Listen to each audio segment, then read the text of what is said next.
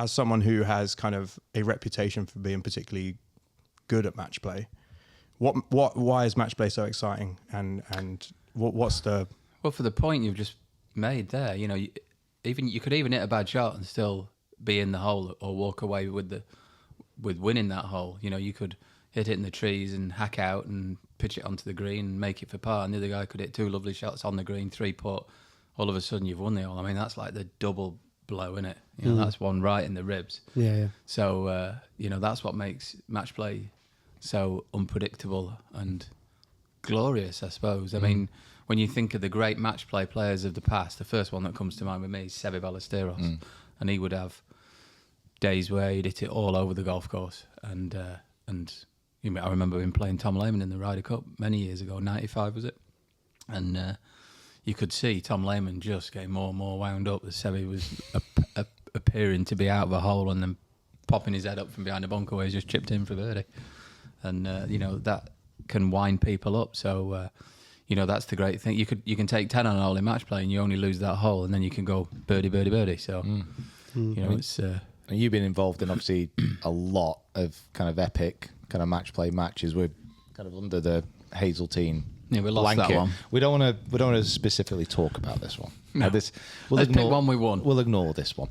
Like from, I mean, is it 10 Ryder Cups playing? 11. 11. Just the 11. That's what I mean, minus Hazeltine, which we don't count that never one. happened. That never happened.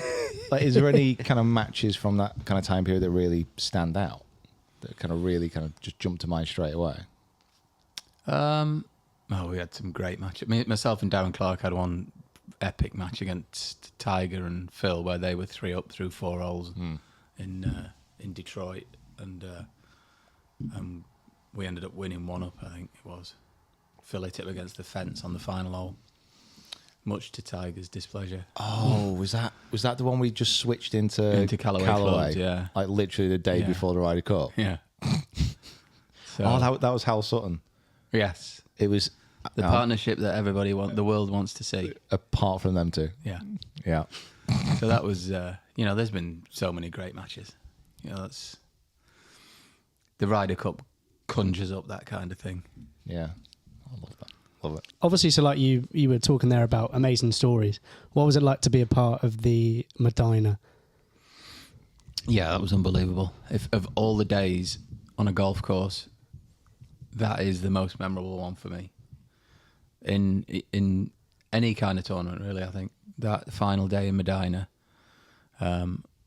with what seemed like an insurmountable lead for the Americans, you know, when it just started to go in our favour. Well, it started to go in our favour the night before, didn't it? When Paul's finished like a steam train and won the last few holes and won his match. That was the catalyst, the swinging momentum that we definitely needed, even though we were still so many points behind. Then we came out the next morning, the top of the order got off to a flying start, and I watched the video afterwards, and even knowing that we won, I still can't believe that we won. I'll sit there and think, no, this is impossible. They're gonna, sooner or later, they're gonna win a match that, you know, is hanging in the balance, and they're gonna win. And it just never happened. It was bizarre. Just experiences that happened on the way around the golf course. I remember being stood on the 11th tee, and a Lazabal came up to me. I think I was all square with Matt Kuchar at the time, and he looked at me, and things were going right, and he had tears in his eyes, and he goes, "We could really do with it winning this point." I was like, "No." Sorry, I swore again. But and then, you know, I won a couple of holes and ended up beating him 3-2. But you could hear the crowd that day go from like what was they thought was going to be a party and a procession to, "Oh, Matty, come on, we need your point," and getting more and more. The pressure was just intensifying on them all the time. Wow. What's it when obviously you're kind of focused on your match and Lathbal kind of coming over and saying that? How much are you aware of actually kind of what's going on? Is it just like that feeling from the crowd to give you that sense? You don't know what's going on in individual matches. You don't know who's making a putt here, but you can hear from the crowd or not hear from the crowd whether it's going your way. You know, if you're playing in America, they go very quiet if things are going your way, and then obviously there's scoreboards everywhere. So if there's a sea of blue, suddenly appears on the board. You're kind of looking at it and working your way down it, and right, who's going to have a chance at the winning pot and stuff like that. So, yeah, you get a feeling, but you don't know specifically. And then obviously you watch the DVD afterwards. Yeah. And that's when I still think, yeah, we definitely didn't win this one. We did. I think that might be the only actual sporting film that I bought. Medinah. Paid real money for it. Yeah, paid actual Miracle at cash. Medinah. Yeah, You actually actual cash money for it. fair play to you. Oh, it's just one of those sporting moments, isn't it? What, for a European side? I don't think sales in the US are massively high, but Yeah, I imagine the celebrations were pretty wild. Who was the best to celebrate with? Or was it just the whole it's team? always a good party. Yeah. Win or lose, we always have a good party. Yeah. And we tend to teams tend to mix now. They didn't in the early days, but now we go around to each other's team rooms and stuff like that. I guess because so many people play in the PGA Tour and have friends on both sides. So and it's encouraged that the teams get on a little bit more now. Yeah. But yeah, I've had a couple of good parties where I've been the last man standing. I remember in Detroit going back to the room and we'd been told that we were leaving at 6:05 or something like that, and I remember walking into my room at 6:00, setting my alarm for 6:04 and actually getting 4 minutes of solid sleep and pinging away. And one of the people that was supposed to kind of chaperone us and stuff like that, she said she saw me staggering down the corridor. I opened my door and left my door open. She stood at the door, looked in. She said, I just laid down on bed like that, literally went to sleep for 4 minutes, pinged away like that as my alarm went off, and picked my suitcase up, which experience I'd packed. Pre-packed. wow.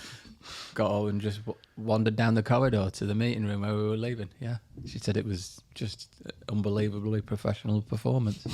One of the best from a Ryder Cup veteran. That's brilliant. That. I love that. Love that. What do you? Obviously, Europe had a very, very exciting Ryder Cup experience very recently. How do you rate Europe's chances going back to the US? Yeah, it's always difficult playing in the United States. The crowd do definitely make a massive difference, but I thought in Italy we'd be struggling. I thought they had a really strong team.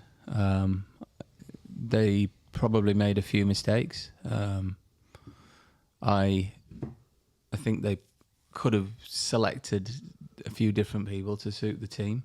Not that they didn't have a strong team anyway. It was very strong, but it's fine margins in that. But New York's going to really suit them. The New York crowds are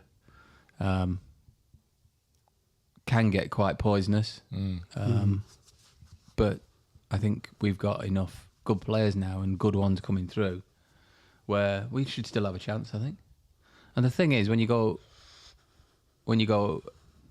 into their back garden, if you start off strongly and quick, their crowds tend to turn fast and almost go against them. Especially a New York crowd, you could see them doing that. Yeah, I can imagine if they perform like they did in Rome, that'd be very toxic, very quick. After that first day, it's just who holds the most putts or the right putts at the right time. I mean, look at that last one in Italy. First morning, Victor chipping in from the back of the first green. That was unbelievable. Sets a tone. Yeah. And then you think through the matches, Justin Rose holding his putt. Great. Final green. Rahm all in one for a half in the singles against Scheffler. Yeah. All those little things happening at the right time. It is really fine margins in Ryder Cups now. Yeah, and that was my first experience of a Ryder Cup in Rome last year. And he'd never watched one before that. saved myself. Even though he'd bought the DVD. Yeah. To actually to feel that atmosphere on a golf course was just like that Hovland chip in. Obviously it's early in the morning, everyone's kind of up for it. But the way the roar rippled down the hole and it literal goosebumps at a golf event I've never had before. It's unbelievable. Incredible. how they were managing to hit the ball on the first tee. The Ryder Cup's completely different to any other golf tournament, and it's as close as you get to a football match in golf form. Some people have turned up and they've picked one side or the other. They're there to see great golf, but if it's in Europe, they don't particularly want to see the Americans hit a good shot, and if it's in America, they don't particularly want to see us hit a good shot. They've picked a side. which makes the experience completely different for us golfers, but in a way better. You know, you can really use their energy and get them behind you.